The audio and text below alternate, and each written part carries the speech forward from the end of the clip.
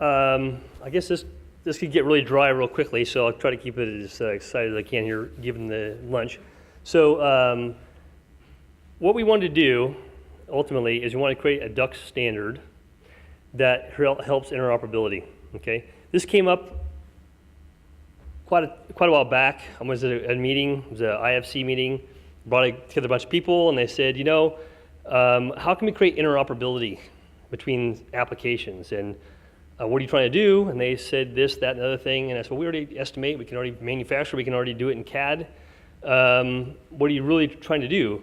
Well, we want to be able to do exchange with people and whatnot. And I said, why don't we just try the easy stuff first? Let's try the most commonly used fittings first. That was my first thought. At the same time, about the same time period, had a thing, was a dev meeting with Autodesk, and if you sign up for the CIP program in AutoCAD, which is a little dialogue that comes up and says, hey, are you willing to give Autodesk feedback on the application?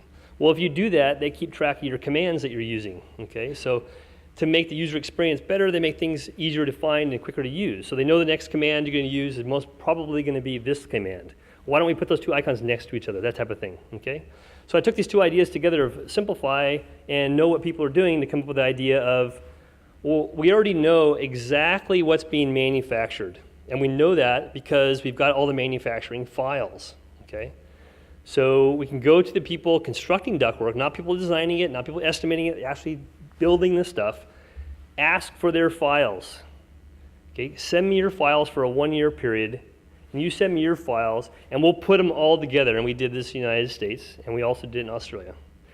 And if you go to a duct shop and you talk to somebody about what they do, everything's custom, everything's unique, everything's, okay, I've been doing software implementation at ductwork fabricators for 10 years, no, more than that, 13 years.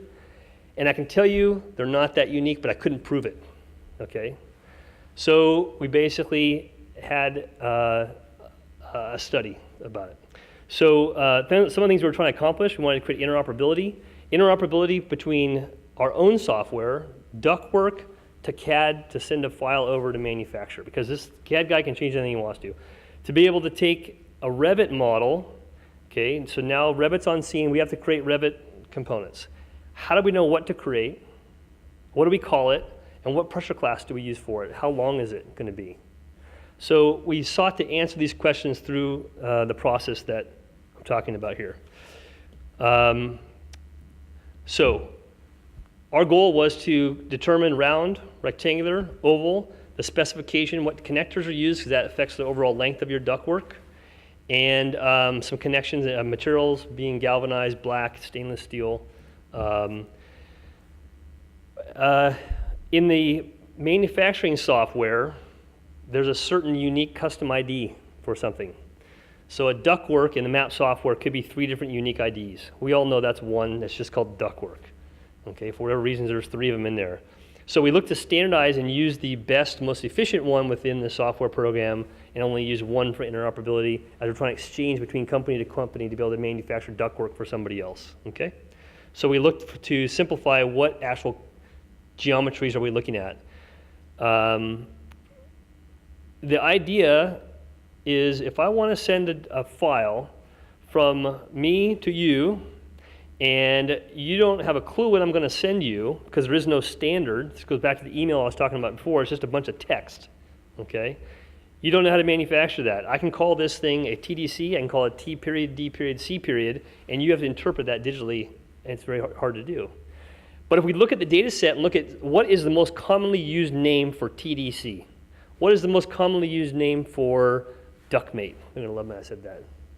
Someone owes me a beer.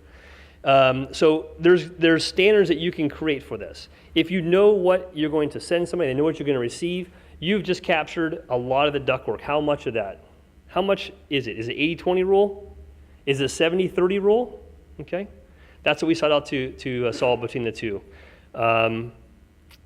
So the things that drop through the hole, whether it's 80-20 or whatever it is, that 20% you have to pick it up through a report. If you want to change the manufacturing, the software's got the ability to be able to change things, run a script and change all seams to snap block to Pittsburgh, that type of thing. So we got all that part worked out through our consulting group to be able to get us where we want to be, okay?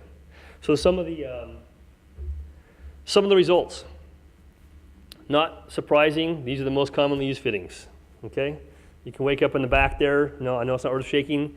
There's, there's straights, there's transition, there's end caps, there's bends, offsets, tees, taps, and, connections that are absolutely terminated at some particular point, all right?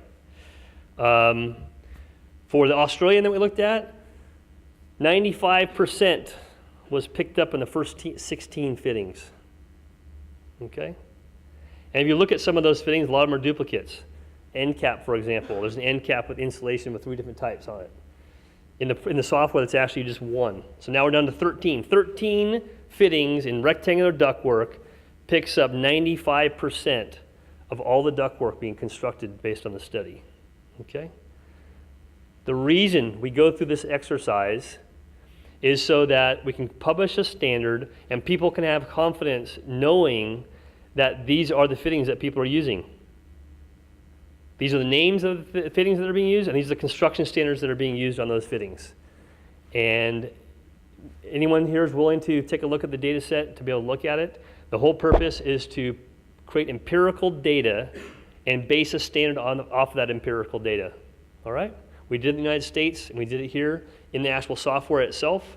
The last release we put out has the standard in it. Based on the information we've collected here, we'll be making some modifications primarily to names of things, more so than the actual duct construction standard. We've been doing it in this industry long enough to know what it was. At that point, it was more of just a confirmation as to what was taking place. So it's an important, thank you everyone who participated in it. It's a very important initiative to be able to drive the industry with confidence, knowing that these are the actual components that we're building in this region of the world. So thank you very much.